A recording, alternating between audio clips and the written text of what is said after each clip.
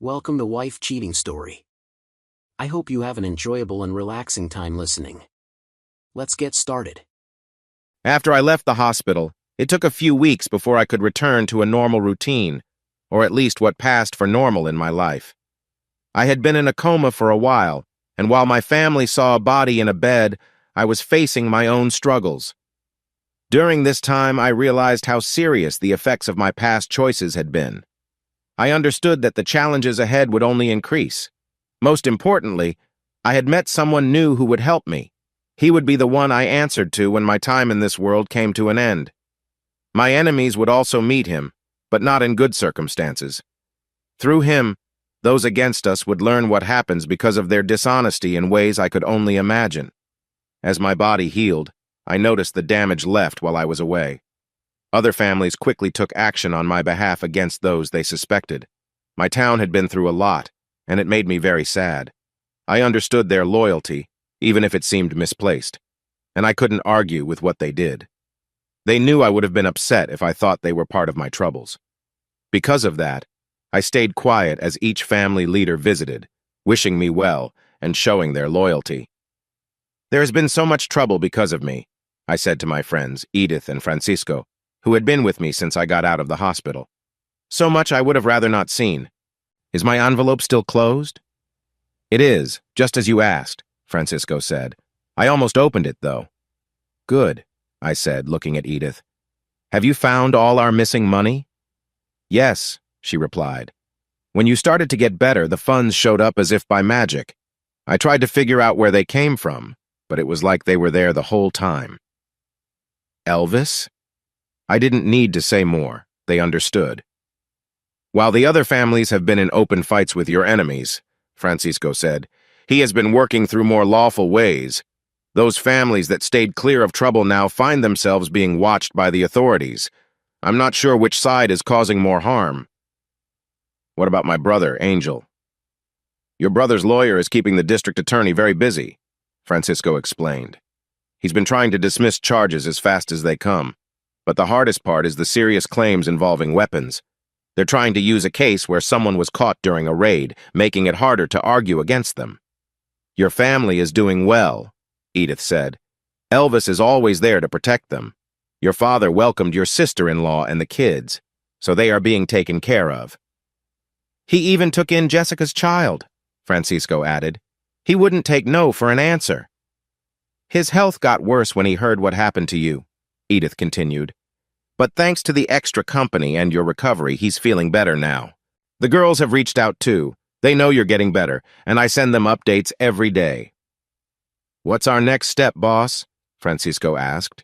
He had changed a lot since I had been away for medical reasons. The smile on his face looked like it was carved from stone, and the lines around his eyes showed how much he had felt my sudden absence. "There is a brotherly bond that I am thankful for." Edith's tired eyes were filled with tears and exhaustion. Her gentle touch, while still warm, felt different, with more love than I thought I deserved. "We will be getting a visitor," I said, "hopefully soon. She has been given clear instructions on what is needed." I had been sitting in a large leather chair that surrounded me comfortably. Its support helped ease the familiar aches from my recovery. The drink I had was helpful too. "Once she finishes those tasks, we can start to bring justice, not just for this incident, but for all the innocent lives affected by those individuals." "Is there anything we can do while we wait?" Francisco asked, his eyes showing the concern he was trying to hide behind a professional face. "I need you both to rest," I replied. "You have done more than enough, and I will always be grateful. But for now, eat, rest, be with your loved ones, and find reasons to smile." Francisco nodded and left the office. I had a good idea of where he was going. "Let's get you to bed," she said before I could reply. "The boss said to rest with our loved ones, and I haven't slept beside you in a long time." Smiling, I let her guide me from the chair and out of the office toward the bedroom that was slowly becoming our shared space. "I don't see any other way around it," she said softly. "As long as the money has been returned, we should be free of suspicion. Besides, you've done well to earn Dee's trust." "I don't know how much trust he really has," the man replied, wiping his forehead, still tense. The bed they sat on had a past they rarely talked about. They were meeting more often since Dee's recovery, but they knew they couldn't let their guard down, especially not with someone like him. "He's been talking with Edith and Francisco since getting out of the hospital," he continued. "I don't know what they're planning." She placed her hand gently on his chest. "If he needed something done quietly, he would probably ask you first. The clues we've left lead to his cousin. Once he follows those trails, we'll know we're in the clear." "You haven't spoken to Edith?" "No," she said, her fingers absently moving in small circles on his shirt. "She's been with Dee all the time." He inhaled sharply at her touch. She noticed and gave a small, knowing smile. Control was something she rarely had to fight for, especially not with him. Her gestures, even the simplest ones, meant a lot. "I'm going to miss that money, though," he said with a sigh, looking away. She leaned back next to him, calm and steady. "The money will come back," she said confidently. "And when it does, we'll be ahead of everyone else." They sat in silence for a moment, their breathing sinking. She'd always known how to keep him close through her presence, her confidence, and her subtle influence. He looked at her, trying to read her thoughts in her eyes. "Are you sure everything else is ready?" "Yes," she answered softly. "Everything is set." He nodded, feeling reassured by her certainty. She adjusted beside him, resting her head lightly on his shoulder. "It's almost time," she added quietly. "One more move, and everything changes. If you keep doing this," she would say to each man, trying to lift their spirits and keep them interested in her, "you might make me have to take on sudden responsibilities." "That wouldn't be so bad now that your husband is gone," he replied, feeling pleased with himself. "It would actually be better if he were around to see his lovely wife expecting another man's child." "You're awful," she would respond. "I need to go shower and get back home." She got off him and began to gather her things. "Contact Francisco and see if he can set up a meeting with Dee to find out if he suspects anything." She looked at him, and he seemed to slowly understand. She quickly leaned in to give him a light kiss. "This way, you won't have to worry about it, and we can enjoy ourselves more next time." "Good idea," he replied. "I'm already looking forward to next time." "I was scared," Edith said, her gentle tears soaking my shirt. "I was scared that I had lost you." "It was close," I replied honestly. This wasn't the time for lies. She could see through my tricks, no matter how well I crafted them. What I faced, if things had been different, I'm not sure I could have come back. "I don't understand how you could make that choice," she said, her tone shifting from fear to anger. "That was one of the most selfish things you could have done, even if you thought it was for the best." "I believe it was for the best," I said, sensing the growing tension. No one else had to take on that burden. I had no one there to talk me out of it. Her quick punch made things much worse. "You're unbearable." She turned away from me, but I still found comfort in her presence. Yet, I felt different as I reminded myself I was back in reality. I wrapped my arms around her and she didn't pull away. "Do you really think I would want what you agreed to?" "No," I admitted honestly. "I knew you wouldn't like that choice. But it was the right thing to do, to prevent future troubles. It was a chance to fix the damage done to us." I gently turned her head to face me. "Do you really believe I made the wrong choice?" "No," she said. "That's why I'm so upset. Every time you make the right decision for everyone, no matter the cost to yourself.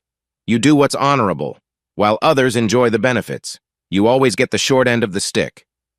She turned away, tears streaming again. "Why does it always have to be you?" "Because there's no one else," I replied. We stayed like that until she fell asleep. My thoughts drifted between that place and this one. I felt pulled in two directions, unsure if I was still there or truly back here. But when doubts and fears began to take over again, her calming presence brought me back. The sound of her quiet breaths assured me. This woman meant so much more to me now. The next morning, as the sun shone through the blinds, my mind was troubled again. At that moment, I saw a familiar face I had hoped would visit. We had a long talk ahead of us. I needed to know where he stood. I had to find out if he would support my sense of fairness or get in my way. More importantly, I needed to know if I was facing a friend or a potential rival. "He has checked on you almost every day," Edith said, seeming to understand my thoughts. "He cares about you as much as we do." "Maybe even more," I said. "He's a good man," I added. "That's why I'm worried now. I thought he would be too busy with everything else to think about me. But I guess he knows what I'm planning and why." "Try to keep it down," she replied, wrapping a small blanket around herself. "I finally got some time to rest, and I want to make the most of it." "Good," I said, getting up from the bed. "You need the rest. I'll be talking with him in the garden. I have more to discuss than just small talk." I touched her shoulder gently before stepping out. Each step felt heavy, just like before. Those memories still lingered, and I knew they would for a long time. "They haven't figured out how to deal with you yet, have they?" His tone was light. For a moment, I thought our lives hadn't been so different. Despite being a federal agent, Elvis felt like family to me. But I understood why he wanted to check on me. I would have done the same for him. "They're getting closer," I replied, motioning for him to follow. "A little more, and you'd have this chat by yourself. That can't be why you're here, right?" "No, Dee," he said. "I wanted to see how you're doing." "I understand," I said. "Thanks for checking in. Edith tells me you cared often, and it makes me smile to know I worry you." "Well," he replied, "I can't get that shiny new badge if I don't wrap up this case on you." And we shared a laugh. Even with our different jobs, we were united by one thing: our rebellious spirit. It was one of the few things that connected us. "You've heard about the response after what happened?" he asked. "I have," I said. "It needs to stop. The fighting is pointless, but it became a chance for old grudges to come up. I've talked to the others. No more violence on my account." "What about your own family?" He looked me in the eyes, sensing the words I chose to use. He understood exactly what I meant, and he was asking me what I would do next. "My family will keep doing their own thing," I replied. "There's still a lot to fix within my own family to get distracted by these issues.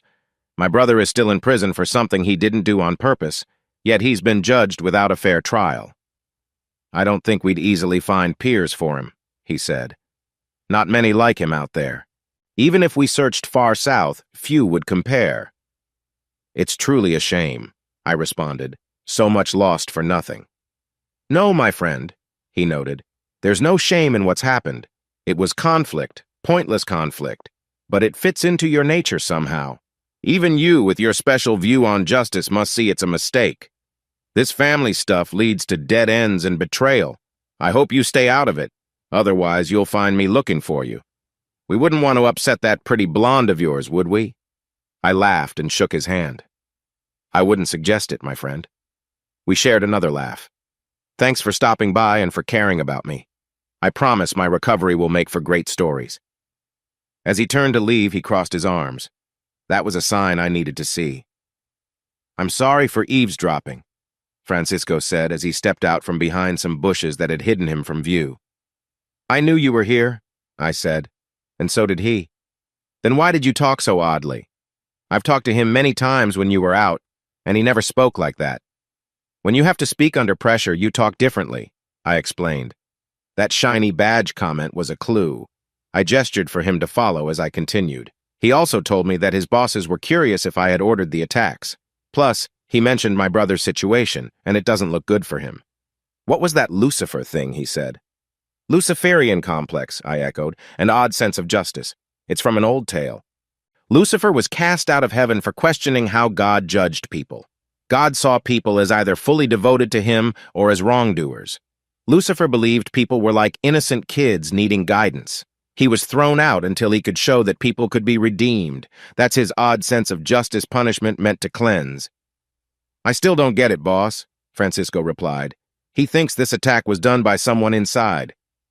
I looked at my close friend and said, "He supports whatever I'm going to do to find the ones responsible, but he wants the trouble to be limited." "What about that remark he made about a blonde?" "That's something I'll keep to myself for now, brother." I knew that Elvis had figured out who was behind the attack just like I had, and his comment about the blonde reminded me of our strong bond. It wasn't just about a person. It represented greed. That single shot would cost a lot for whoever made it. You two have known each other for a long time, much longer than what you've told us. He chuckled at his own joke. Shared experiences will do that, I replied. Get the car ready. I need to see my father.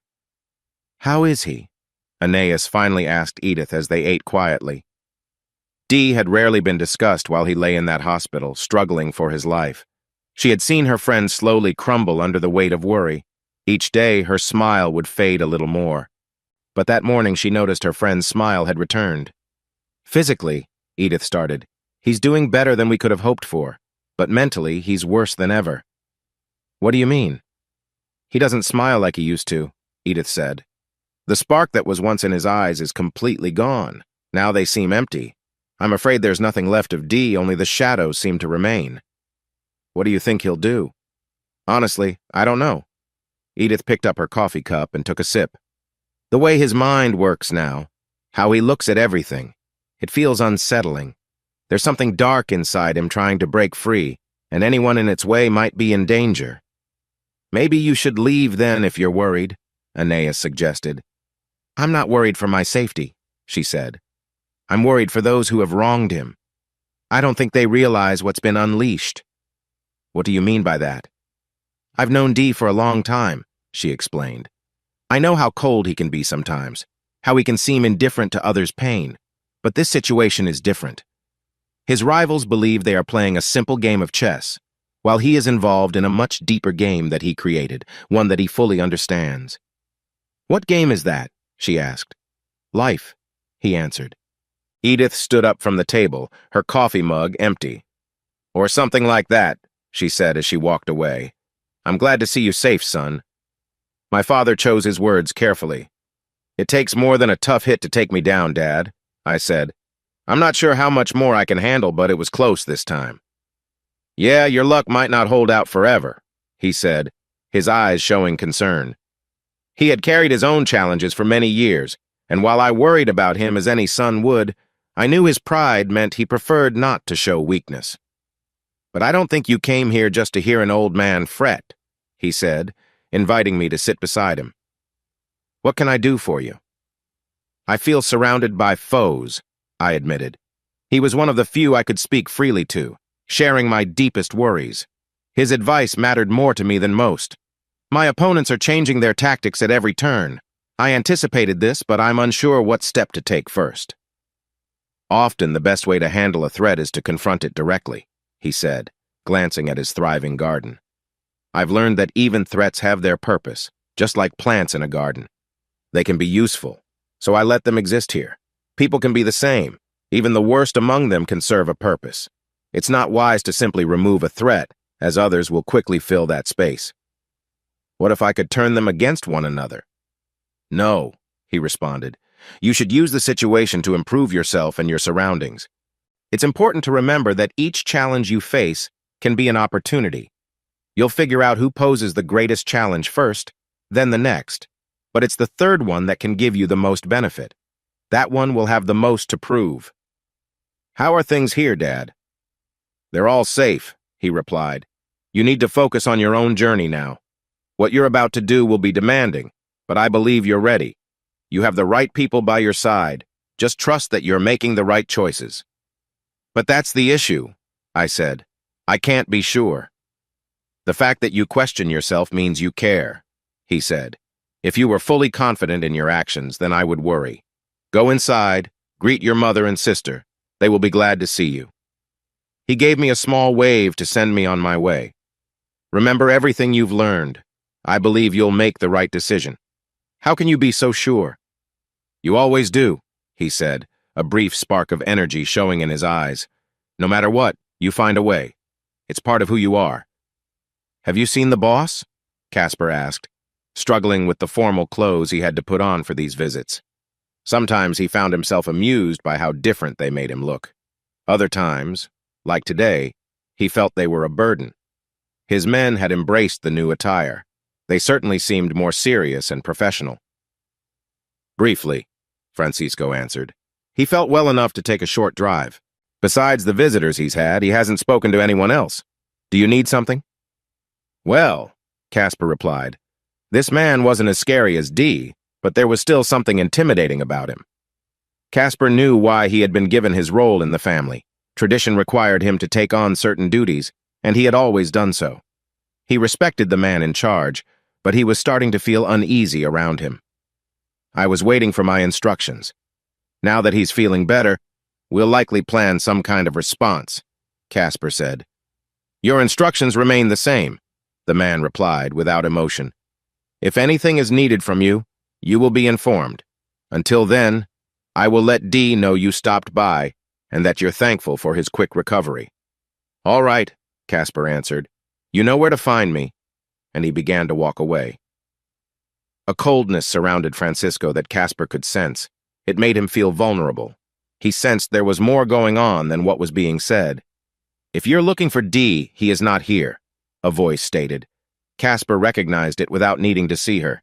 He knew she would have her friend with her.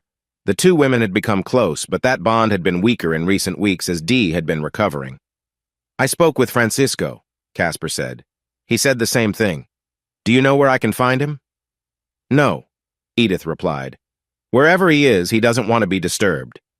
Would you like me to tell him you stopped by? It's fine, Casper said. Francisco is already doing that. I'll head back. He knows how to reach me when he's ready. You ladies take care.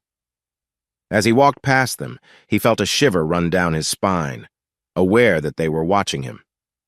Capo Bastone, he heard Dee say as he opened the door to his office. This title had been given to Casper a few weeks before Dee's incident. Now, almost a month after returning from the hospital, Dee was back to his full duties as the head of the family. This was the first time since their last meeting that Dee referred to him by that title. Bring the consigliere and my documents. Do not tell anyone else about this meeting. 1 hour, Dee instructed. Yes, sir, Casper replied, quickly dialing a familiar number. Cesar, it's Francisco. Your brother is calling for you. Bring the documents. He wants us in an hour. You might also want to bring anything regarding Angel's case for an update. Okay, Cesar answered. How is he doing? This doesn't seem like a usual meeting. Yeah, I agree. It's just going to be the three of us.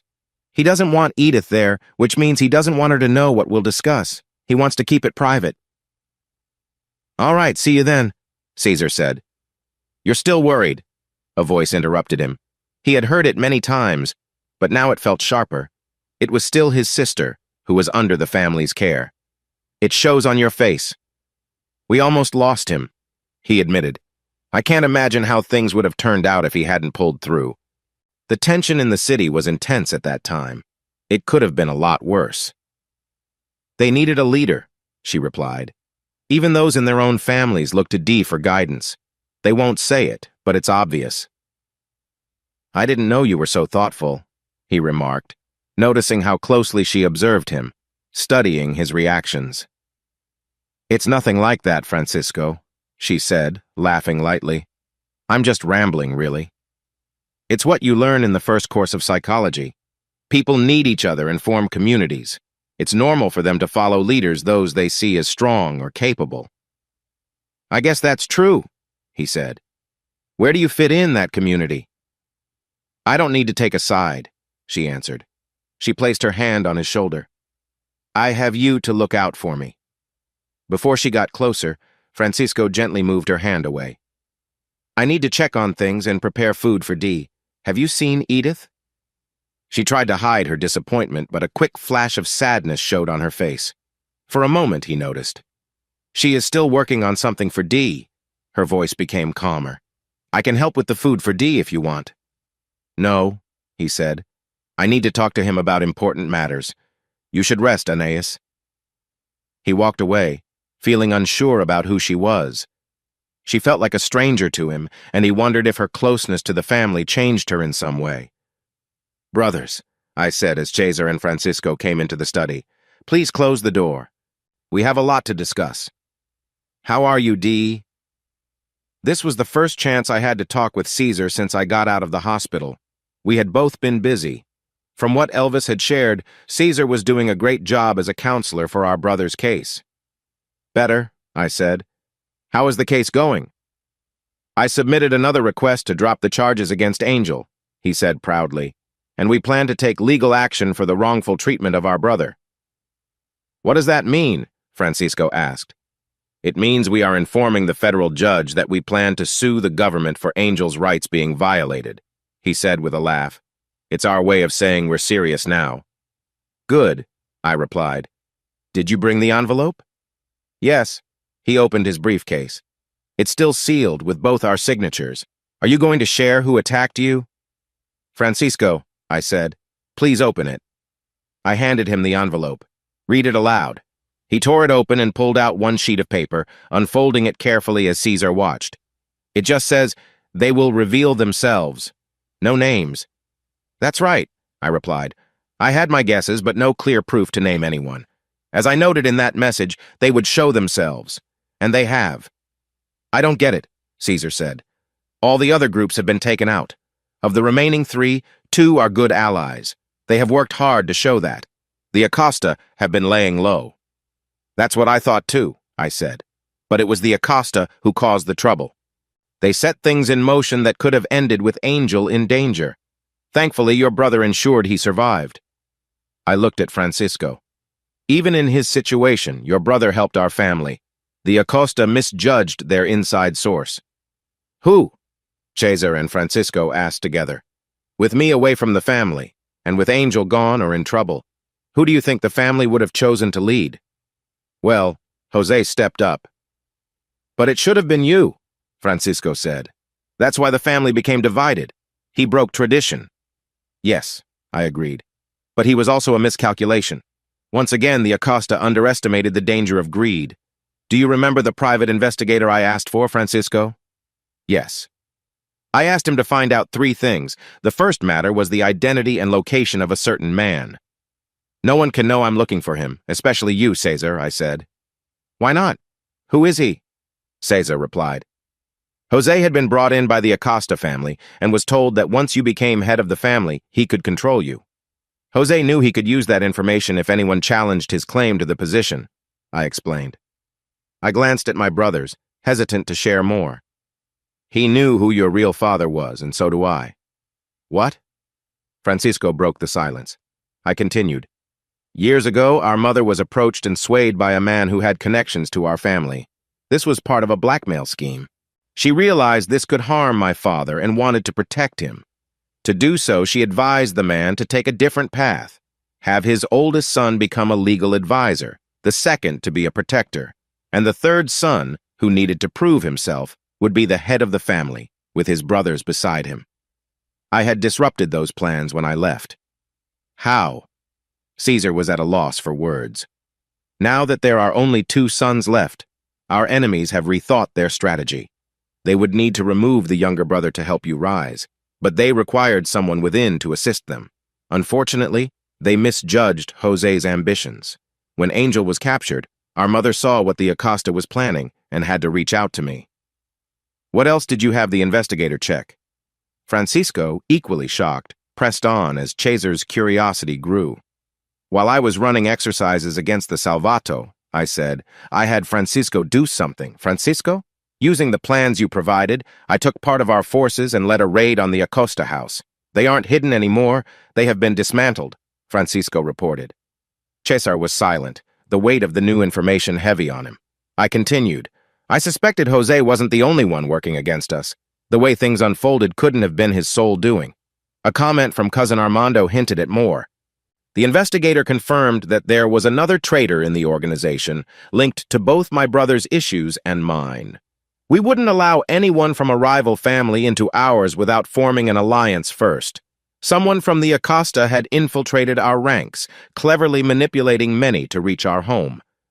They sacrificed their own values to position themselves in our group and weaken us from inside. I have made sure this person has no contact with the Acosta. They think nothing has changed outside these walls. They have no idea how weak they have become, and I wanted to keep it that way until I was ready.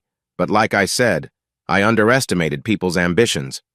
"Who is it?" Francisco asked, filled with anger, realizing this person was not only involved in those actions, but also tangled up in the problems facing his brother.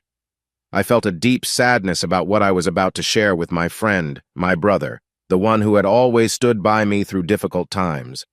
I was about to change everything for him with just one name. For the first time, I found myself hesitating. She knew only the names of her targets. She had never met them before. However, she had enough information to recognize them. She was very familiar with Dee's techniques. Despite the complexity of the investigation, all the details discovered over time were impressive. He knew precisely what he was after and who to focus on.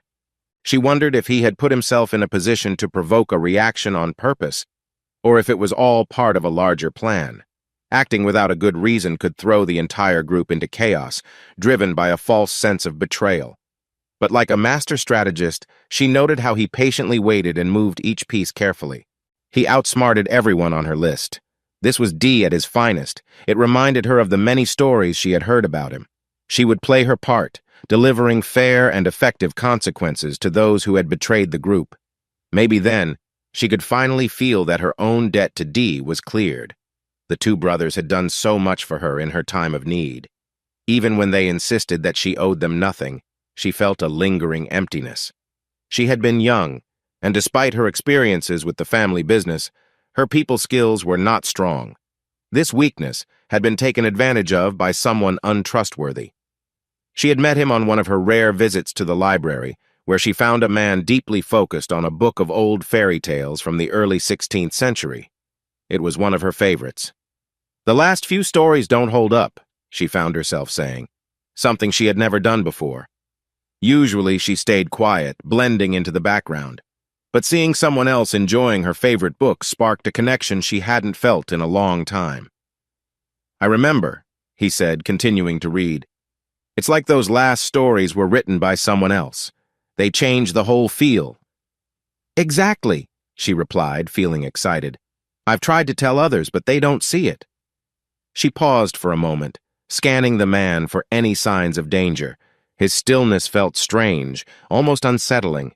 Then his eyes shifted from the page directly to hers, not wandering anywhere else.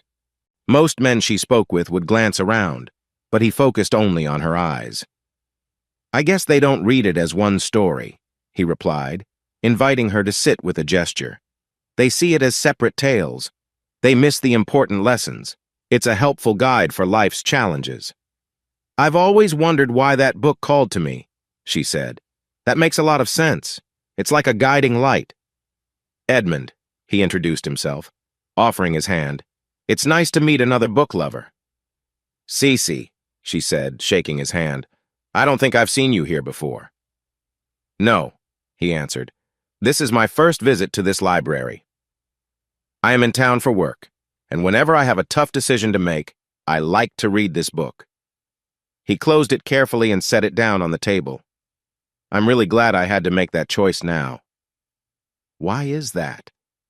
She felt his intense gaze, and the room seemed to heat up as he looked at her. She wanted to understand him better, needing him to seem a bit intimidating so she wouldn't get too close. His captivating eyes, the way he spoke, and his presence drew her in. "Because out of everyone who has come into this library," he said, realizing they had been holding hands, "I got to meet you, Cece." Hearing her name from him felt wonderful. "But sadly," he interrupted her daydream, "I must get back to my work. I hope you can join me for dinner later." He offered her a small business card, and as she reached out to take it, she worried it would break at her touch. I... She struggled to find the words. Then, "Until tonight," he gently moved her hand. "It was a pleasure meeting you." From that chance meeting, her life became very busy. She found out that his job required as much travel as hers. However, the distance between their work meant they couldn't talk much about their jobs. Still, she grew to care for him deeply, his presence reminding her of feelings she cherished, feelings that returned with each of his visits. Then came a day when those feelings faded. This didn't happen suddenly. It grew from their initial encounter. Early on, they both understood they needed space, finding comfort in each other, a way to escape. But their lives were meant to cross paths more than that once in the library. The next meeting brought doubts. She had been assigned to a job that seemed straightforward, surveillance. For weeks, she kept watch on someone, and until she heard from Dee, she didn't know about the person's link to the family. She simply followed orders without questioning the reasons. When she tracked her target into a high-end store, her training kicked in. She checked for every entrance and exit, any security or law enforcement nearby, any threat she needed to handle. As she scanned the room, she saw a familiar face.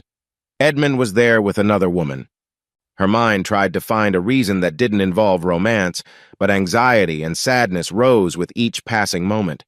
Even though she longed to confront him, she focused on her task. She was there for the family, and her personal feelings had to wait.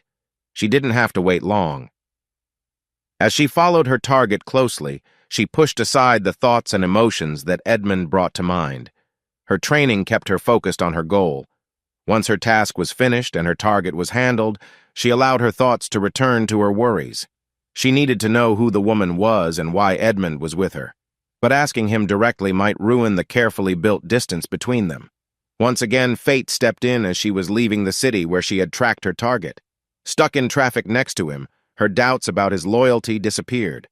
Looking over at his car, she noticed a woman leaning close to him. Edmund sat back, his eyes half closed. Cece watched quietly, her hand resting close to her side.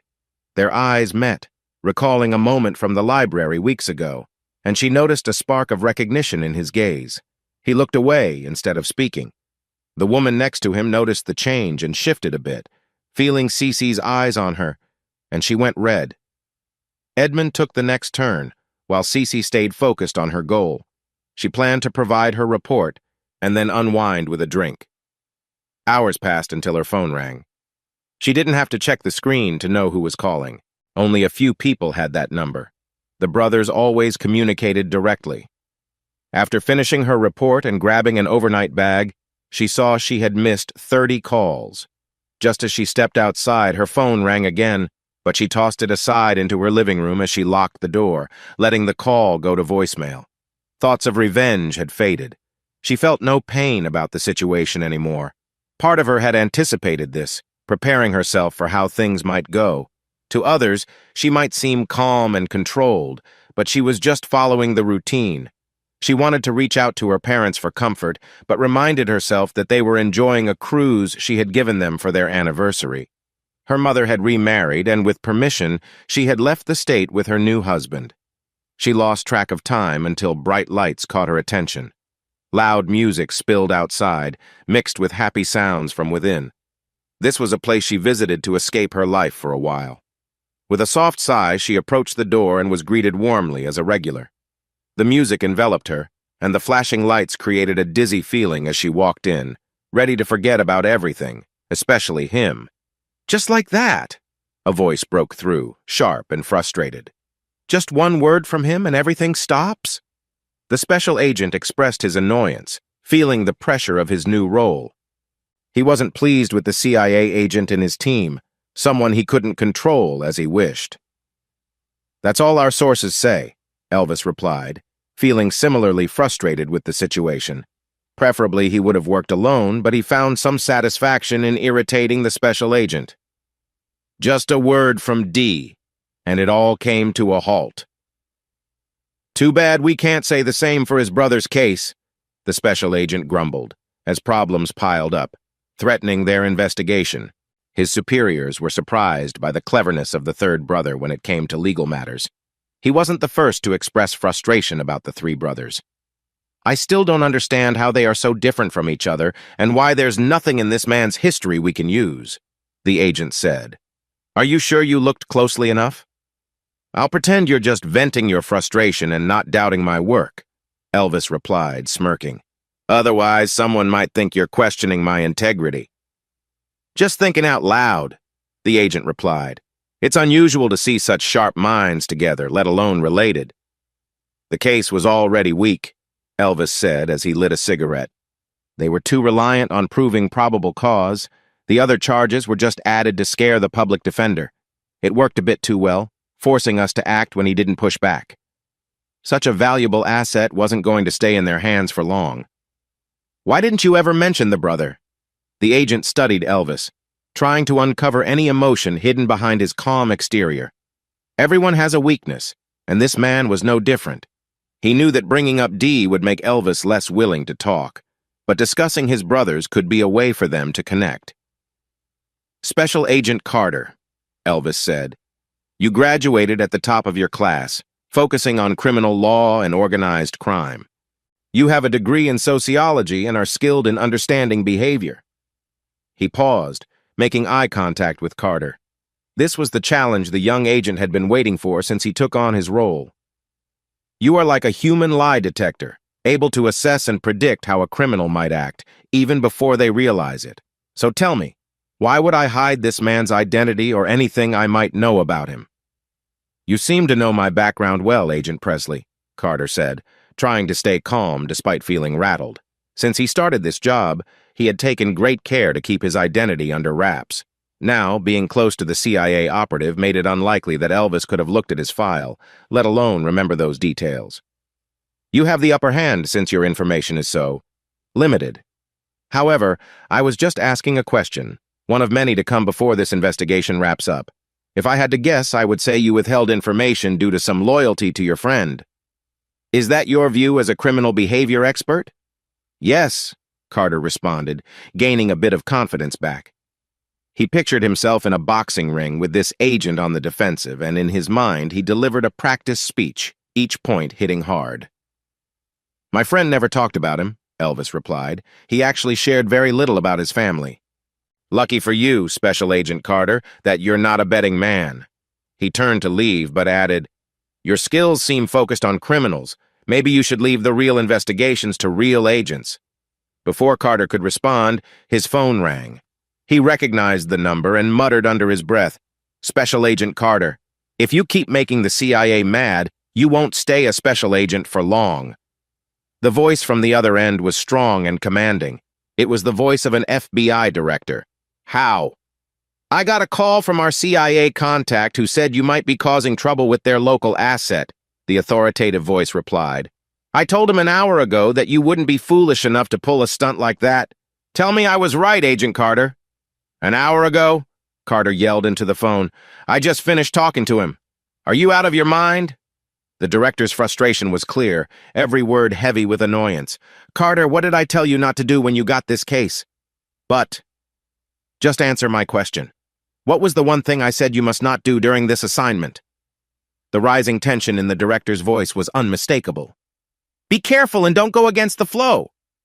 "Then why is the first thing I hear about your investigation about you not following the rules?" "He's not a reliable resource. He won't cooperate, keeps secrets, and is too involved to be fair." "Of course he is too involved," the director said, his voice thick with annoyance. "No one else knows our subject like he does," he continued. "There's no one else around who shares his memories or experiences to help us understand him." "I don't understand. Why are we using so many of our resources for one person we want to stop?" "You don't need to know that, Agent Carter," the voice said. "All you need to know is you have a job and you're not doing it well. Get it together while you still have a career." Before she could reply, the call ended. Her voicemail was full, and the number of missed calls was impressive. Those calls had drained her phone's battery. She probably left a long trail of messages. She felt no regret. She listened to a few messages, each more urgent than the last. But not one message offered an apology. Just as she deleted the last message, her phone buzzed with the same number again. Unsure of what to do, she answered. "Finally, you make time for me," the voice said, dripping with sarcasm. For the first time, she saw him for who he really was, like a child acting too important. "What do you want? Why were you following me?" "I wasn't," she replied. "I was working on something unrelated to you, but being close to you showed me your true colors. Now, unless you have something else, I need to get back to work." "Do you think you can ignore me?" His voice changed, sounding offended. "I'll be there in 2 days. I expect a warm welcome." He hung up before she could respond. His attitude only strengthened her resolve. She had thought about letting it go, but now she wanted to face him. 2 days passed quickly. If not for her nervous anticipation, she might have forgotten. But today was here. The smile on her face was a sign to those around her. Her plan was simple. She just wanted to confront him with the same disregard he had shown her. A knock on her door brought her back to focus, and she moved quietly through the things he had carelessly left. People don't plan for their betrayals, she reminded herself. It's about time, he said as she opened the door. I was beggy. His eyes fell on the object pointed at him, freezing him in place. Come in, she commanded. He had been in this room many times before, but this time felt different. You've said enough, she stated firmly, her usual warmth replaced with authority. Now it's time for you to listen. She guided him to the main area. You will pay attention. Your future depends on it. Are you going to do something? He asked, his bravado returning. But her calmness showed she was resolute. If you're talking, she began, her voice steady, you're not listening. I want to share a story that will help you see your current situation more clearly. If you can't stay quiet long enough to listen, I may have to take other steps to ensure your silence. Believe me, that's not a route you want to take. She moved with purpose, making her goal clear. As he settled into the chair she had set up for him, she went on, the plastic covering the floor suggests what could happen if you don't cooperate. Now that you understand the possible consequences, it's time for you to learn how we'll reach that point. You don't have what it takes, he responded, his voice filled with worry. And even if you did, you wouldn't be able to succeed. I mentioned that I had been in your hometown for work, she continued, not addressing his comment. But you didn't think to ask what kind of work. You never inquired about my job. You just came and went from my life. I thought you might notice something was off and chose to ignore it for our sake. Now I see I was mistaken. You are so wrapped up in yourself that I doubt you noticed anything outside your own interests. Trust me, you should have been more aware. If you had, you would have grasped how little patience I have for betrayal, dishonesty, and falsehoods.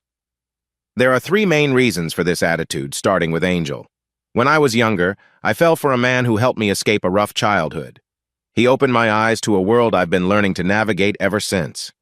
That world leads me to my second reason, my family.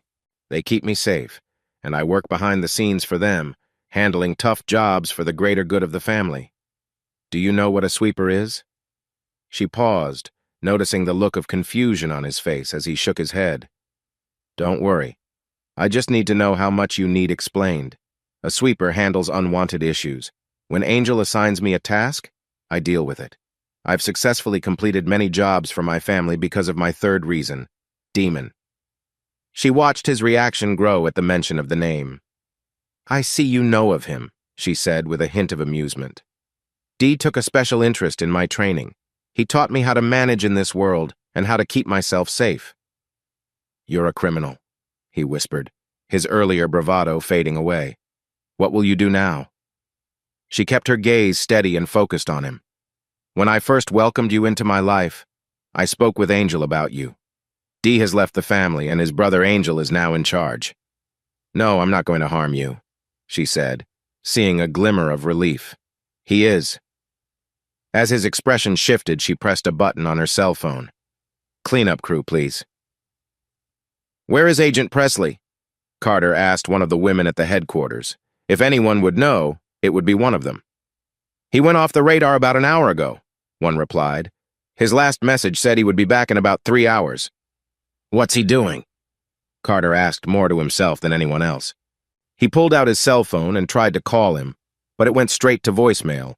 His next call would be to his boss, but before he could press send, he changed his mind. I need the recordings from Agent Presley's wire. Send them to my workstation. Put all calls on hold until I say otherwise. He didn't wait for a response as he headed to his makeshift office. Elvis was heading to a small village away from Dee's family's reach. He was carefully following Angel's instructions to find a man in this remote location. If he was right, this man was responsible for the troubles facing Dee's family and Angel's situation, but things had become more complicated. Elvis suspected that the man was reaching too far for power and had put his trust in those whose greed surpassed his own. He found the small house easily. There were no guards in sight. The man probably thought he was safe, but Elvis knew that overconfidence could lead to trouble. Still, he was careful before knocking on the door. Can I help you? The man asked, opening the door just a little. Elvis noticed the man's hand was hidden behind his back, which suggested he might be more alert than he first seemed. Agent Presley, Elvis said, showing his badge. CIA, I need to speak with you, Mr. Vasquez. We both know why I'm here." The older man studied the badge closely, nodded slightly, and then closed the door. Elvis heard a chair move before the door reopened. "Thank you for meeting with me, sir. May I come in?" "I didn't think anyone would find me," the man said, motioning for Elvis to enter the tidy house. "After things got chaotic, I decided it was best to leave quietly. Would you like some coffee?" "Beer if you have it," Elvis replied.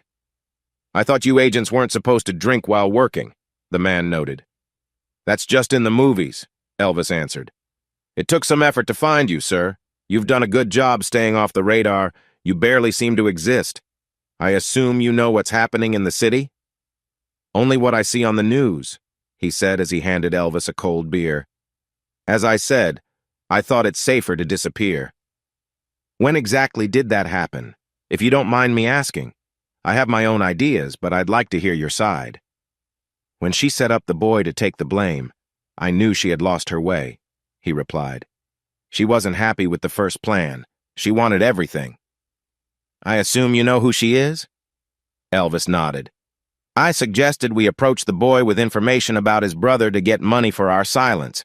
She was meant to collect the money and handle the transfers, keeping her share while I took the rest.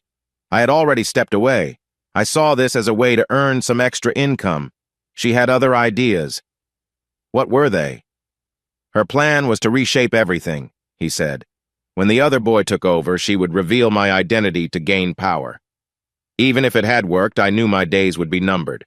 So I ran as far and fast as I could, came here, had my brother buy the house, and I've been here since." "Things have become very serious, Mr. Vasquez," Elvis said.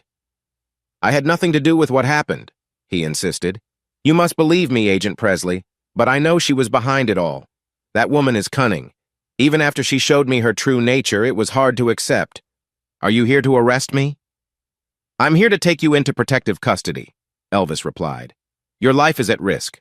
The only reason I knew about you was because of Angel." "He sent you here?" "Yes," Elvis confirmed.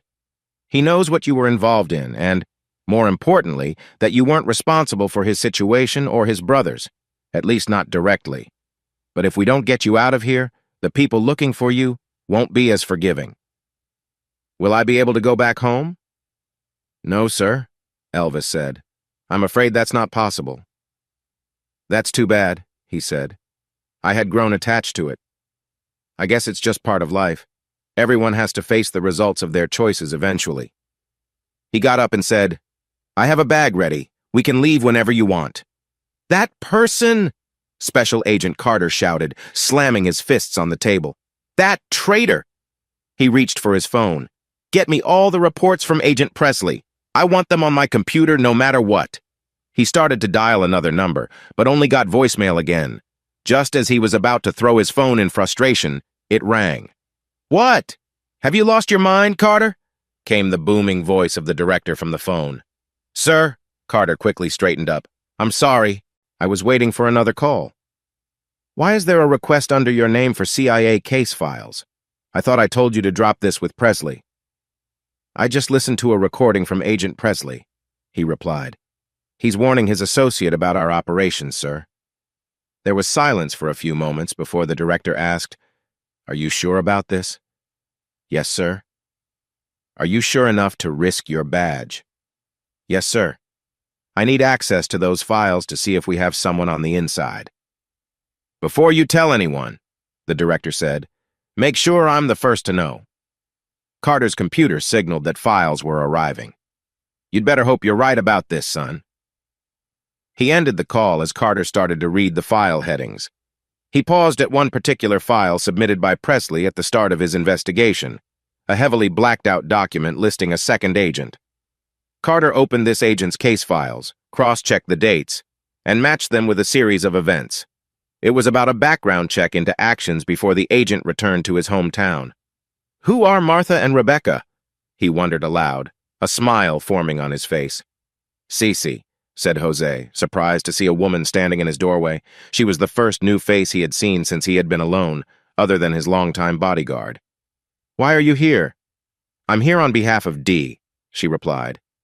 Jessica, his guard, nodded to her before quietly stepping away for privacy. Of course he would send you, Jose muttered. Sending someone else to deal with the tough stuff. Typical. He looked down before adding, just get on with it. It's not what you think, Jose, she said. I'm here to help. Dee thinks you're in danger, and I'm here to assist your guard in keeping you safe. He cast me aside, cut me off. This is about things from before that decision, she explained. I can go if you want, but if I leave, Jessica leaves too. So for now, please sit and let me do what I was sent for. Jose narrowed his eyes. What's all this? He asked as she handed him a thick folder. It's the record of your actions while you were in charge, she said. You're supposed to read everything while we wait. I'm here to make sure you do. He opened the folder to find it filled with financial reports, receipts, and other documents. Everything he thought was hidden was laid out for him every deal, every meeting. How did they even? He started to say but couldn't finish. You're not the first one to underestimate who you're dealing with, she replied with a small smile. You're lucky. Your name is at the bottom of the list for now. Others will be coming soon. You need to be ready to prove you're worth it. Where have you been? And who is this? Carter asked sharply as Elvis walked in with Mr. C. Vasquez. He's a witness, Elvis explained. I followed up on some leads and thought it best to bring him in for his safety. You didn't put in a request. I had my reasons, Elvis replied calmly. He needs protection. Carter raised an eyebrow, a small smile forming on his lips. He won't be alone for long. I'm bringing in a couple of witnesses. Oh, Elvis replied, his voice calm. 2 people, Martha and Rebecca, Carter said, noticing Elvis stop in his tracks. I believe you know them. Elvis turned to face him, tension evident in his posture. You didn't mention their names over the radio, did you? I don't need to explain my actions to you, Carter said with a smug attitude. Elvis inhaled sharply and turned to a nearby assistant. Valerie, connect me with the CIA director right away. Joe, prepare transport. I need to leave in 2 minutes. And take Mr. Vasquez to a safe place. His identity must remain secret. Clear? He faced Carter again, his voice low and serious. You have no idea what you've done. You're being unreasonable, Presley. You have no enough, Elvis said firmly but calmly. Do you know who those women are? They're the mothers of Dee's children. They're the reason he stays grounded. Their safety might now be at risk. Valerie returned, confirming that the director was on the line. Yes, sir, Elvis said, stepping aside for the call. Agent Carter has acted without approval. I'm on my way. Are there any resources nearby? Good. Tell them to stay low-key. I'll handle it myself. Carter now looked uneasy as he slowly reached into his coat. A sudden noise interrupted the quiet. He staggered backward, holding his chest, breathless. The vest softened the blow, but he struggled to stay upright. Elvis didn't glance back. Thank you, Valerie, he said. Please check for updates in your system. Remove all files related to Martha and Rebecca. Let me know when that's done, he directed at Carter, who looked distressed. Everyone, we have a situation. Call back any available agents nearby, inform local law enforcement, and alert hospitals and emergency services to prepare for a large number of people. Without missing a beat, he pressed on. What are they preparing for, sir? Agent Carter has just shared some private information on public channels, he replied. Based on what he released, we believe an incident may involve certain subjects we have been tracking. We're mobilizing all this for 2 individuals? No, he answered sharply, noticing Carter's quiet protests. We are gathering this manpower in case of a reaction from our main focus. D. I just hope we have enough support to handle the worst. He looked at Carter. Congratulations, Agent Carter. You will be remembered as the person who put a city at risk. The pressure in the room was intense, and decisions were made quickly. Elvis looked around, trying to process everything that had happened in recent weeks. He stood before a group of high-ranking officials, some chiefs and other secretaries, all holding power over his future. He wondered how long it had been since any of them had seen the real challenges of fieldwork, or if they ever had. Still, he needed to answer their questions. They were in charge in this fast-changing world of intelligence.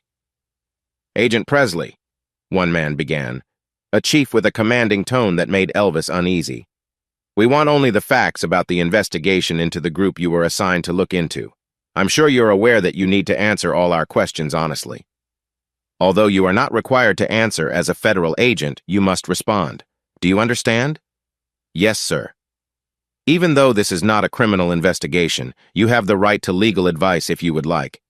Do you want to pause until you can get a lawyer, Agent Presley? No, sir. We can continue. Very well, Agent Presley. To the best of your knowledge, can you explain the events that led to the recent unrest we are discussing? Have the panel members reviewed Special Agent Carter's report? Elvis guessed the answer. They wouldn't have called him in otherwise. We have looked over the submitted files, the chief confirmed. But we have more questions. Maybe it would be best to ask Agent Carter, Elvis responded. I cannot speak for him. Agent Presley, the chief said, sounding frustrated. This panel knows about your past behavior. Here is some advice. Don't test your boundaries. My actions are meant to serve the purpose of this panel. It is clear this group is here to address the Federal Bureau of Investigation's handling of this case. They must be feeling quite embarrassed over the wrong arrest of an American citizen and the connections to certain groups that may be concerning to some. So, sir, I don't think I can take your advice without getting a lawyer. A few quiet laughs were heard among the panel members at this. Agent Presley, a well-dressed secretary said, that is why we are here today. Your investigation revealed several sensitive issues within various federal agencies. We are not here to blame anyone. We want insights from someone like you who knows the case to help clarify things. Gentlemen, Elvis said, I regret to say there is little more I can provide that Agent Carter has not already covered. However, if you could specify what information you need from me, I would be glad to help. Start from when you discovered that Agent Carter had shared the identities of the two women that triggered this whole situation, the secretary said. As you pointed out, sir, Elvis replied, Agent Carter decided to review earlier reports by another agent who worked with him during the initial phase of the investigation. The flight didn't last long. The pilots brought him near the house in less than 30 minutes. Yet the seriousness of the situation made it feel as if time was standing still. During that time, Elvis tried to coordinate as much as he could in his mind. He pictured where the teams would be stationed, where any potential risks might come from, and how to safely evacuate the two women as quickly as possible. He hesitated to contact Dee. Just the news might push him to act without thinking. If he were honest with himself, the main reason for his hesitation was that he felt it would betray his closest friend. Dee's reckless behavior could close the investigation into him, but it would also put him in great danger. As he walked to the door, those conflicting thoughts filled his mind. There was another reason for his pause, one that worried him even more. What if Dee was not reckless? What if he had truly lost the part of himself that made him human? Elvis knew that once things changed with Dee, he would not be far behind. He thought back to a conversation he had with his doctor about Dee. They each pushed each other to do better, but they could also bring each other down. Can I help you? A soft voice pulled him from his thoughts. He realized he had been ready to knock on the door, but hadn't yet. I'm sorry, Elvis said, quickly showing his badge. Another voice interrupted him. You're Elvis, Rebecca said, moving Martha aside. Dee has told me a lot about you. Not all good, I bet, Elvis replied. We don't have much time for introductions, ladies. We need to get you out of here. Pack at least 3 days' worth of supplies. Already done, Rebecca said. Since we talked to Edith, we prepared for this. Is he okay? He is fine, Elvis assured her. He noticed the strength in her, the same strength she had shown during tough times. She had served by his side in many difficult situations, showing her commitment. Elvis understood how much she must mean to Dee. She was proof that he could make it through. But you might not be. We need to move quickly. Lead the way, Elvis, Rebecca said, taking a small child and a bag with her. Martha did the same. I assume Dee doesn't know you're here? Not a clue, he replied. Why not? Martha asked, concerned after her experiences with Dee. Her bond with him ran deep, just like Rebecca's. They both cared a lot about him. It's because if he did, Rebecca answered before Elvis could, he would be here to pick us up. That means things are about to get tricky. Does someone know about us? I'm not sure, Elvis said. Your names were mentioned over public radio. I have reasons to believe someone may have heard and could sell that information." "What kind of person would do such a thing?"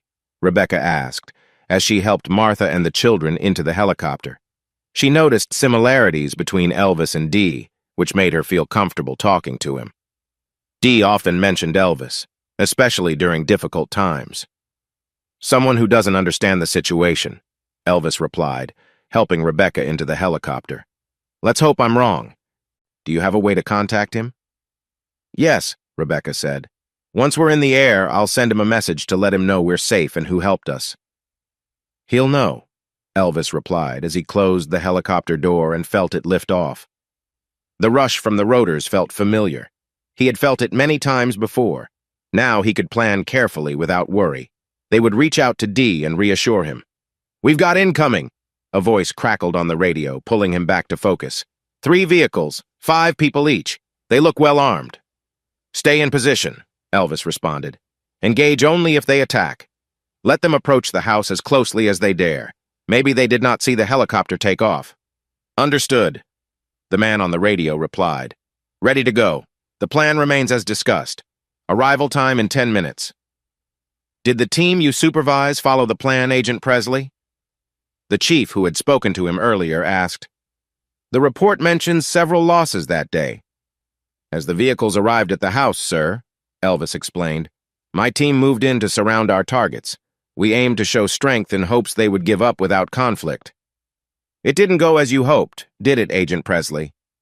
The chief's voice was sharp, and Elvis sensed his frustration. "For a moment, it seemed to," Elvis said. "The vehicle stopped and the team acted quickly.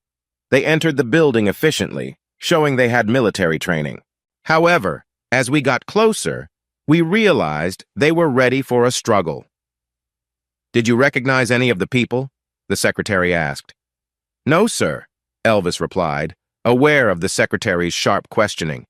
"They covered their faces, but their movements showed they were well trained. They clearly weren't going to surrender easily." Suddenly, what had been a quiet neighborhood turned into chaos. "Can you tell us about the case you worked on before this one, Agent Presley?" Elvis took a deep breath. "I was involved in a secret mission to find and capture someone within the agency who was leaking information. This person was responsible for many serious crimes and had connections with different federal agencies to gather sensitive details." The room was silent, waiting. "After more than a year, I was able to catch the mole, and from our investigation, we found important leads related to Dee." "Why do you think that is?" the secretary asked. "Dee's family is uniquely positioned within a large crime network," Elvis said. "While most groups fiercely protect their territory, Dee's family stayed neutral, acting as a bridge. This ability to maintain peace let them conduct business between competing groups and gain connections across many organizations." "That still doesn't explain why Dee would be so valuable to the mole you talked about, Agent Presley," the chief said, showing doubt. "When I mention every family and cartel," Elvis replied, "I mean not just in the area but globally. This is why it has been tough to prosecute anyone from Dee's family, and why law enforcement was excited when they thought they had a major target. The mole aimed for Dee, believing the best way in was through me." "How did you make that connection, Agent Presley? Why wasn't it included in your reports?" Another sharp question from the secretary. "I didn't connect the dots until I took this assignment, sir." Elvis looked around the room again. Everyone was attentive, eager for his story to continue. "It wasn't until I ran a background check on someone in Dee's group that I put it all together." "Who is this person, Agent Presley?" "You must be kidding!" Francisco exclaimed, reacting as expected. "It is not common to learn that your brother's death was linked to his own wife." "Even coming from you, Dee, I can't believe it." "Are you certain of this, brother?" Chaser asked, trying to comfort Francisco while also seeking clarity. "The investigator helped me piece some things together, but I had my doubts for some time. When I first saw her in the laundromat, it felt like the men there were treating her differently, as if they knew something important about her that we didn't. When she came to the house, I had already asked an investigator to find out as much as he could about her." "Did you know she has a sister, Francisco?" "Yes," he answered, "but I think she has passed away." Actually, she used to work for the CIA, I continued. She was recently taken down by someone named Elvis. That's how he connected with her, something he hinted at when we spoke in the gardens. Her sister had put Aeneas in a tricky spot, wanting her to get close to our group to achieve her goals. Aeneas was supposed to introduce people, but they did not expect Angel to be honorable in his own way. Something must have happened that caused a rift between them, leading Aeneas to take other actions. She learned about a blackmail plot the Acosta family was planning against us, and she decided to use part of that for her new strategy. Instead of working with Angel, she wanted to replace him with someone more easily controlled. That is where my cousin came in. However, her own greed made her reach out to me. For that, her sister had to use her connections to bring me back into play, and she used Elvis for that. I'm sure he isn't happy about this, but they underestimated our family. Aeneas accepted the invitation to the house, but if she ever needed to remove me, she would require someone else to do it. This would leave you to take charge of our family, brother. They planned to use the blackmail again to control you, but they miscalculated. Their man disappeared, and while Elvis might have been involved, I cannot be sure yet. Aeneas learned from her earlier mistakes, and if her original plan failed, she would have to try something bolder. Do you remember that time you interrupted her, Francisco? I suspected she was up to something with you, but she kept saying how her sister Edith would never betray her. So who was the one who pulled the strings? Cesar asked. For her to feel secure in her plan, she needed a backup, someone she could influence who still had some power. She had reached out to Casper long before we took him in. I thought he would back off once he saw our operations, but she has a strong hold over him. He was the one who caused trouble that night. So we take care of his group, Francisco said, looking for a way to focus his anger. Then we deal with her. No, I replied. There's a reason I brought him into our business. They can still help us, but not with Casper in charge. We need to find someone else to take over for him. Initially, I considered his younger brother, but you mentioned someone new in their group that could fit better. Once we have dealt with Casper, he will have our backing, but we need to wait. I want everything to unfold at once so she can watch her plans fall apart. Only then will we act. Whatever is planned, it's happening soon. I sent Cece to where our cousin is being kept safe. With Cece and Jessica together, they should be able to look out for him if he is in danger. The young man will be offered a chance to step into Casper's role. His brother will understand that because Casper let us down, he is not trustworthy. He alone will choose what to do next. If he joins us and stays loyal, he will have a bright future. If he goes against us, we will handle it right away. How will you know when they might attack? Caesar asked, just as there was a soft knock on the door. Edith opened it carefully. What is it, Edith? I asked. The girls just called, she said quietly, unsure of how much she could share with us. It's okay. What did they want? I replied. They have been moved to safety, she continued, watching my face for any signs of worry. There was no immediate danger, but Elvis thought it was best to relocate them for their safety. You wanted to know how we would know, dear brother? This is how. Elvis noticed everyone in the room breathe in unison, making the space feel eerily quiet. He had kept her name out of earlier reports for a good reason, as there were still many things to sort out regarding leaks. I knew Dee would eventually find out the same news, so when I spoke to him, I wanted to see just how angry he would become. What did you think of the situation? The secretary seemed the only one unaffected by Elvis's news. Before the raid on the house, Dee believed he could keep harm to a minimum. He thought all his family matters could be handled privately. It may not have been the best thing to say to a federal agent, but given his power and knowledge, it was the better choice. And after the raid? After the raid, I became worried when he didn't respond immediately, Elvis continued. Honestly, I thought Dee might lose control since his family was in danger and would want revenge. I was worried for Agent Carter's safety then, but as we finished our meeting with the armed group, I understood why Dee was so calm. Are you saying we have a calm situation here, Agent Presley? The chief interrupted. I have seen that man bring down entire groups without hesitation, Elvis replied. I've seen him act fast without second thoughts, but I have also seen how far he will go for his family. Yes, I call his response calm. I must remind you, everyone here, of the power he has. The damage done was a reaction to attacks on D and his family. If you look at the facts closely, you can see D mostly defended himself and his people, not tried to harm them. It's clear who the attackers were, and they had good reasons to retaliate. Even injured animals can unite to defend one another, which is what happened here. When the girls were placed in protective care and their home situation was settled, D's enemies had come out of hiding in full strength. It didn't take long to learn who was backing them. It seems that members of the removed families were unhappy that their rivals had been in control for so long. They combined their efforts and teamed up with a woman who promised to deliver a powerful blow to D. The girls were her first target. She believed this would shake D and make him slip up. However, by the time she made her move, I was already there. They just needed a place, which Agent Carter carelessly provided. We arrived just in time. He realized I had them, so he focused on the bigger picture. The bigger picture? The secretary took charge of the conversation again. Yes, Elvis said, diving deeper into a lesson about counterintelligence. D had identified a small group nearby as part of everything going on, from issues with his brother to the current events. He knew Aeneas was influencing different parts, but the whole situation pushed his plans further along. Their next target was the former head of the family. If he has all this, Jose asked nervously, why did he wait so long to act? Be thankful you are not his main target, Cece replied. Your previous actions have worked in your favor this time. I can't believe it, Jose said, his hands losing strength. He let the papers drop to the floor, a small shiver taking over him. He wouldn't just let this slide. That's not in his nature.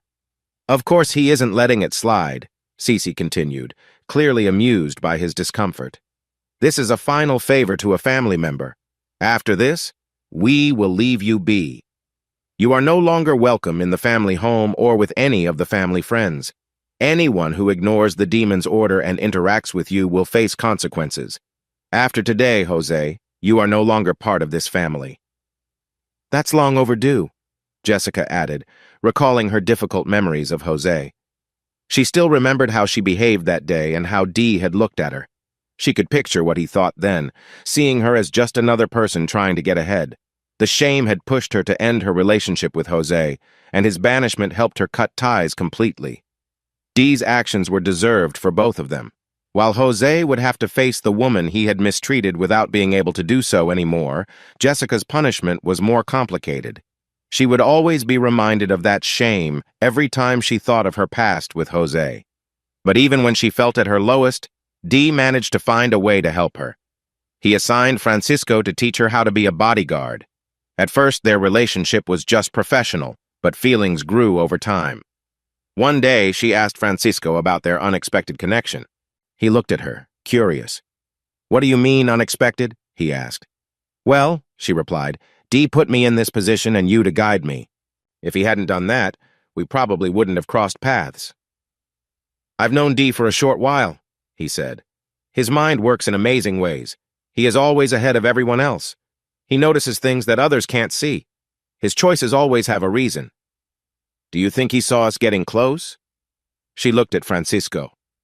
"After the way he looked at me then, I don't think he would have introduced someone like you to me." "Yes, I remember that day," Francisco replied. "But his look didn't have much to do with you in that way. He told me how he knew you from when he was a kid. He saw you as one of the prettiest girls in his class and was surprised, but not at you." "I don't understand," she said. "In his eyes, you were still the girl he admired back then. He was upset about what his cousin had done to you, how he had used his power to put you down. Sure, you let it happen, which is why Dee felt the need to remind you of how things used to be, so you wouldn't fall that low again. He also made sure the situation didn't go any further and probably sensed something between us." "Do you remember when he saw your son and me together?" she asked. "Yes." "Did you notice how surprised he was at the affection your son showed me?" "I hadn't thought about it," she replied. "But you're right. He seemed very relaxed about it." "I asked him after you left," Francisco admitted. "His only question was why he was the last to know. He didn't find it strange at all." "I wonder what he thought that made him believe we would connect," she wondered.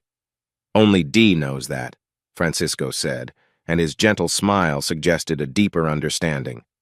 Whatever it was, he was right. Suddenly, Jessica interrupted. There are vehicles coming. Looks like it's time, Cece added. What's the plan? Jose asked, looking anxious while Jessica tried hard not to smile.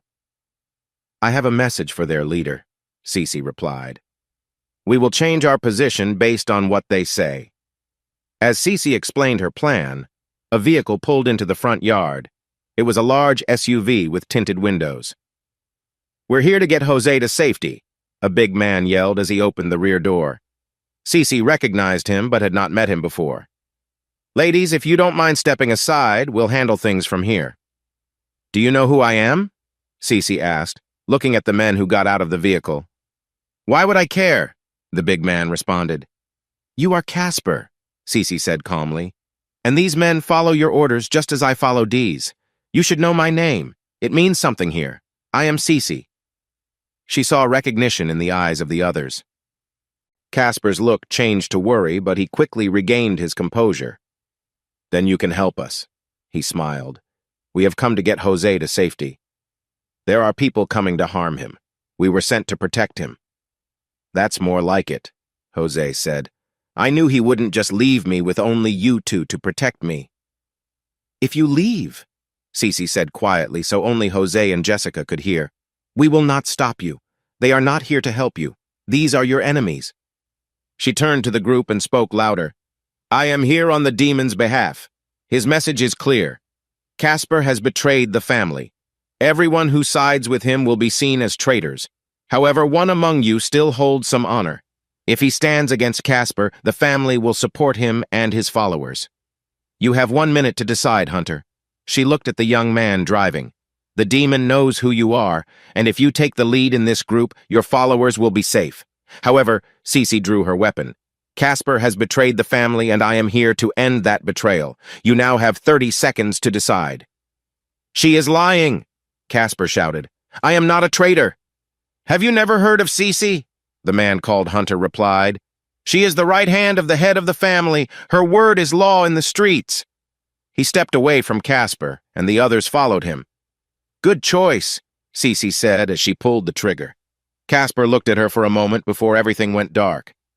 Her shot had ended things quickly. Jessica, Cece called over her shoulder, gather your things. Our job here is done. What do you mean it's done? Jose begged. I told you, Cece replied as she moved away from him. Our protection ends after this group is handled. Here is a simpler and more suitable version of your text. As you can see, they have been taken care of. You are now on your own. But I don't even have a way to defend myself, Jose protested, his voice getting louder. All our tools belong to the family, Cece replied. By law, we can't give you one. Good luck, Jose, and I hope we never meet again. With that, both Cece and Jessica walked away from the man who had fallen to his knees. Casper's body would be handled by the group that had followed him there. What does the demon want me to do? Hunter asked. Spread the word to your men, Cece answered. Tell them what you saw and heard. When he needs you, the demon will call. That explains the sudden change in leadership, the secretary thought aloud. When did you find out about this? Not until recently, Elvis said. But we have not been able to find the body. So far, it seems like just rumors from people trying to make themselves seem important. What happened within the gang after the leadership changed? The chief interrupted, eager to get his questions answered. War, sir, Elvis stated plainly. Some of Casper's loyal members had their doubts, but interestingly, his younger brother was not one of them. By the time the conflict ended, only about 12 members remained in the gang. They seem to have disappeared from the city. Do you think your target was involved in that? The chief asked, wanting more information. No, Elvis replied. Dee's focus was still on other targets. So, Agent Presley, the secretary summarized, what actions has this demon taken so far? Dee has identified Casper as his attacker, and he was sent away by Cece, if the story is true. Martha and Rebecca are in protective custody with Mr. Vasquez, Caesar's father. Angel's case is with a federal judge. It should be dismissed soon, and Angel will be released, along with sincere apologies from the U.S. government. Anais has been found to be behind the attacks against Dee's family, along with her sister, who is with the CIA. We have brought in the small group of people hired by Anais, at least those who survived the event. Elvis looked around the room. All of this was carefully planned by Dee, down to every detail. With one exception, correct, Agent Presley? The secretary noted closely. Unless her death was also part of the plan? No, sir, Elvis said, looking down. I don't think it was. Francisco, I called to the man who had stood beside me during the past few days. I need you to ask Anais to come here. Don't tell her what this talk is about. Just say I want to see her. Do you want Edith to be away for this? Francisco asked, understanding. Yes, I replied. She doesn't need to know what will happen with Anais. Let Anais decide what she thinks. I noticed the tiredness in Francisco's eyes. How is Jessica doing? She is okay, Francisco answered. Ceci helped her more than I could. But she isn't sure if this is the life for her. She wants me to think about a more serious relationship. I sense a but coming. I joked to lighten the mood. I want to settle that situation first, Francisco said firmly. I need to make sure she is held accountable for what she did to our family. For a brief moment, he looked at me with serious eyes.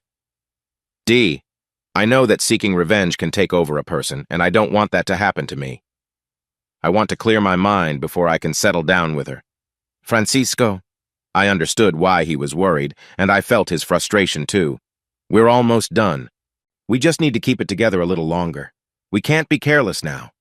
I promise you, brother, she will answer for everything that happened. Thanks, Dee, he said. What time should she be here? The sound of a car arriving made us both glance out the window. We didn't need to see closely to know who was inside. 3 hours, I answered. Let's meet outside in the garden. I carefully collected all the papers that had piled up on my desk over the months. Everything was sorted, all the numbers confirmed and noted down. I had written about what we did with the men, the other families, and who played what role in our group. One last drink? Francisco handed me a glass filled with a clear liquid. So your decision is still the same as before? Yes, I said, taking the glass from him. We raised our glasses for one last toast to the office I was about to leave. I promised the family I would stay in charge until Angel came back. It's been great working with you, Francisco said. Go meet us outside after you talk to her, I said as I stepped out the door. Catching up with Angel won't take long.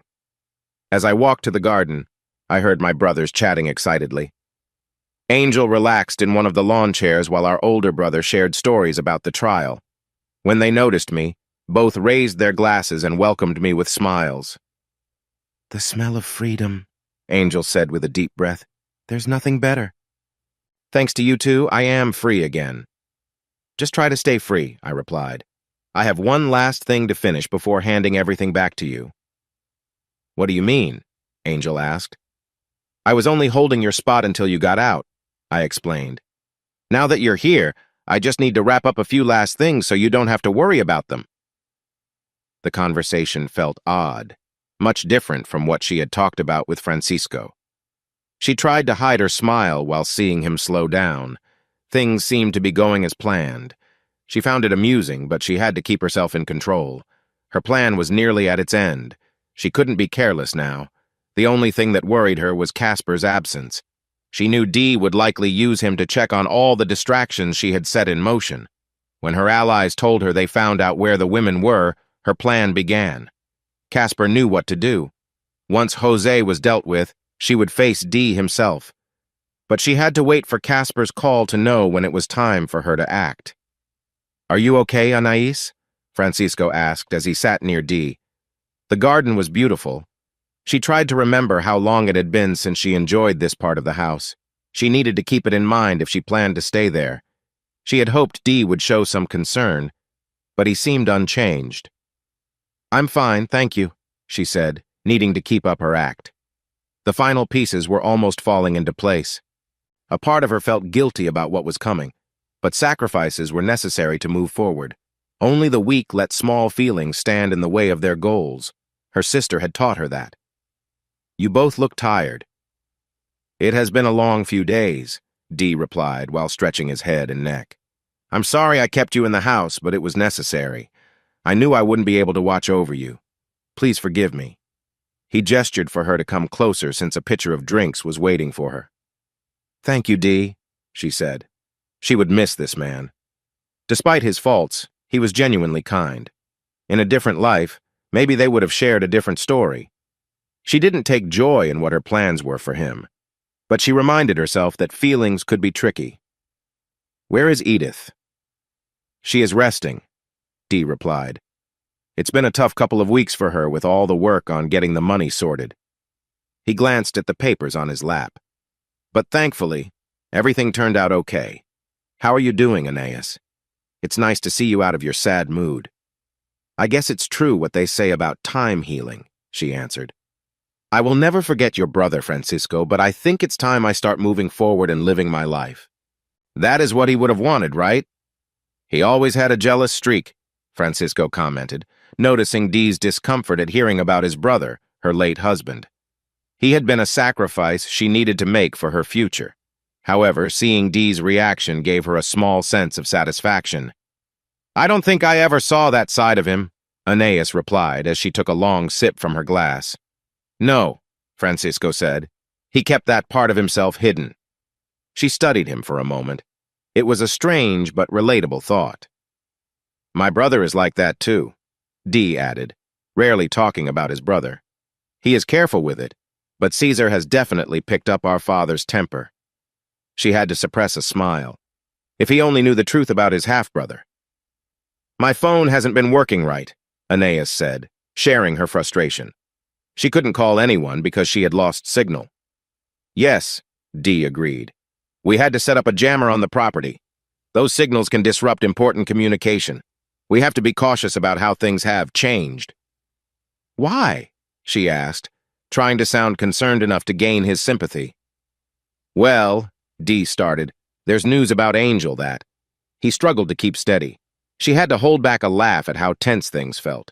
She reached out to comfort him, but before she could, Dee suddenly moved to search for a cigarette. The movement surprised her. I'm sorry, he said quickly. You startled me, she replied, noticing the strange turn of the conversation. Francisco usually avoided looking directly at her, but today his gaze was fixed on her. Francisco, Dee continued, seeming not to hear her, do you have your lighter? No, boss, he answered. I think I accidentally dropped it at the facility. Why were you at the facility? Aeneas asked, feeling her worries grow. Is everything all right? No, Dee replied, his tone serious as he searched through his pockets. There were some issues with Angel's case. Suddenly, a lighter flew from behind her, and Dee caught it in midair. You're always losing those, came a familiar voice from behind her. Aeneas recognized it instantly, but it felt strange. Looks like you heard a ghost, Aeneas, Francisco said. You two know each other, right? Dee asked with surprise. Aeneas, you know my brother Angel, right? Aeneas felt a surge of panic while her grip on her glass loosened. I don't think she wants to see me, little brother. Angel's voice continued. Remember, I'm the one responsible for her husband's downfall. She stammered, trying to find her words. Francisco carefully held her glass.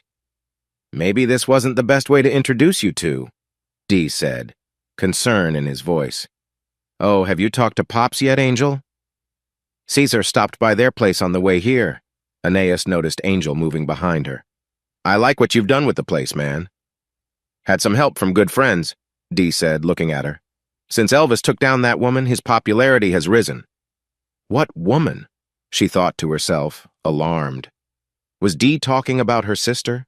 Was that why she couldn't reach her? She tried not to panic, but it was hard. She reached for her drink, but found the glass empty. Dee's cold stare froze her in place. Where is Cece?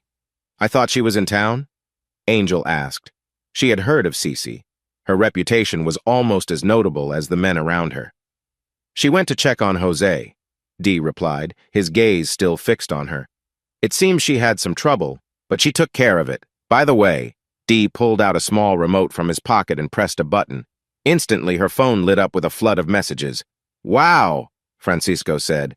"That's a lot of missed calls and unread texts." "Yeah," Aeneas replied absent-mindedly. "Maybe you should look at those," Dee suggested. "It could be important." "Yeah," she answered as her hands moved. She recognized the number that had been sending her messages frantically before falling silent a few hours ago.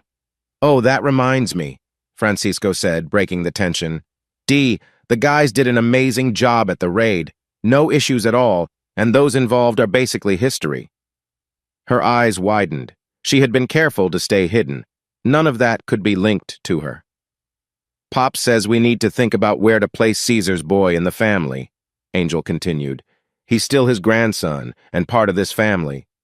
Her mind was racing, and the world around her started to blur.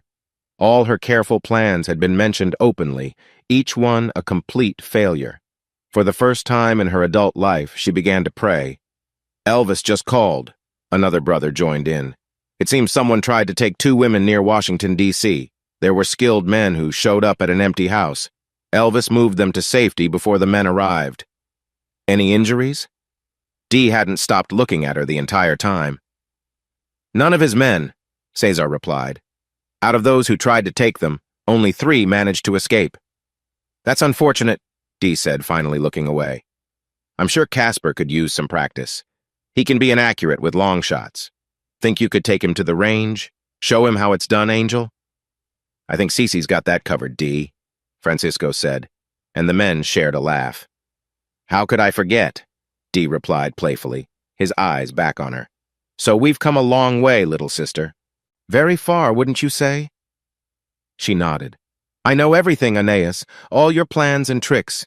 Everything you and your sister intended is undone. Francisco wants to avenge his brother, and my brother Angel for his imprisonment, and my brother Cesar for your scheme. It's over, Aeneas. Now it's just a matter of who dislikes you more and who has more to settle. Well, except you, Dee," Angel added. "You seem to have escaped without any problems, and you already got back at the man who came after you." Aeneas felt stuck. She had not succeeded, but she had one last chance. She could find a small win in that. Even if everything else had gone wrong, this final step could give her some peace. In her rising excitement, she started to laugh as she checked the time on her phone. Even if he tried to call her for help, it would already be too late. Her laughter caught the attention of the men around her, and she snapped back to reality for a moment. "Dee, you just can't seem to look after your people." "Rebecca and Martha are safe." Francisco's anger took her by surprise. "You've lost." "Oh, no." Dee started to rush into the house. "Edith!" Dee found her. She had taken a large amount of poison that was hidden in her last meal. A note next to her suggested that Dee had prepared the meal for her. Elvis looked around the room again. She passed away thinking that Dee had harmed her. "Agent Presley," the secretary asked, "what happened next?" "I don't know," Elvis answered. "Aeneas's body was never found." Dee won't say anything about it. Soon after that, we started approaching Dee. "All right," the secretary said. "Thank you for your time, Agent Presley, and for your story. It was very helpful." "We're not finished here," the chief said. "We still need to find the people responsible for the events that came from this violence. Are you really telling me that you plan to ignore someone like Demon?" He spoke passionately, and Elvis felt some sympathy for him. "Agent Presley," the secretary continued, "is this man Dee still active in his family's business?" "No, sir." "Do you really think that?" the chief began before the secretary interrupted him. "Why is he no longer involved with his family, Agent Presley?" "There was a disagreement between Angel and Demon, sir." "Can you explain to the others here why they had that disagreement and what your investigation into Dee's family involves, Agent Presley? There's no need to hold back on the important details. They will find out soon enough." The secretary got up and gathered his things. "Please give my deepest condolences to your friend, Agent Presley." "Yes, sir," Elvis responded. "Thank you, sir." As he left the room, the chief continued to watch him, almost unsure about what to ask. "The reason for the disagreement and my assignment are the same. Because of information from our informant, the CIA director and the Secretary of Defense decided to start an internal investigation into all connections related to this informant. Due to my background in counterintelligence and the success of my earlier investigation that led to the informant's capture, I was selected for this task. However, there are very few people in the world with my training, and many of them are linked to the informant. It would be hard to find someone completely clean to help me in the investigation within any federal agency. The CIA has made agreements with criminal groups before. These agreements have let us infiltrate several criminal organizations that would have otherwise been impossible to investigate. My investigation into Dee's family was not meant to bring him down, but to recruit him. A heavy silence filled the room, and after a moment, the chief understood the meaning. You wanted to recruit him? In the end, sir, Dee is someone who loves his country and has similar training to mine. He is skilled in tactics, infiltration, and planning. The offer was straightforward. He would help me with the investigation if we overlooked the crimes his family had committed. However, this choice would upset Angel. She felt that her brother was turning his back on the family, and Dee took that as a personal offense. After all he had given up, he now faced one last challenge. Accepting my deal meant he would have to leave his family behind. What did he decide, Agent Presley? As I drove along the interstate, Angie would still be asleep. It felt better to walk away rather than prolong the situation. I loved her deeply, and there wouldn't be a day that she would doubt that. But I knew I had to consider her well-being, too. Love isn't always enough. The night before, she had fallen asleep in my arms, her eyes shining with tears. She had asked me to stay for one last night in what used to be our bed as I shared my past and the secrets I carried. I wasn't sure if her tears were from my story or the sadness of what we had lost that night. As I swung my leg over the seat, I looked up at her apartment stairs one last time. She stood there, watching me, and even from a distance, I saw her tears flowing. She raised her hand to her mouth as a silent gesture just before I started the engine. It's a blessing to go through life without saying a final goodbye. My phone beeped and I put in my headphones to answer. Are you on your way? Elvis's voice rang out. Yes, I replied. Angie and I are finished. That's too bad, he said. Are you going to be okay? Yeah, I answered. I appreciated his attempt to lighten the mood, but Angie had meant a lot to me. Healing would take time, and I had plenty now. Good, he said, because we have work to do.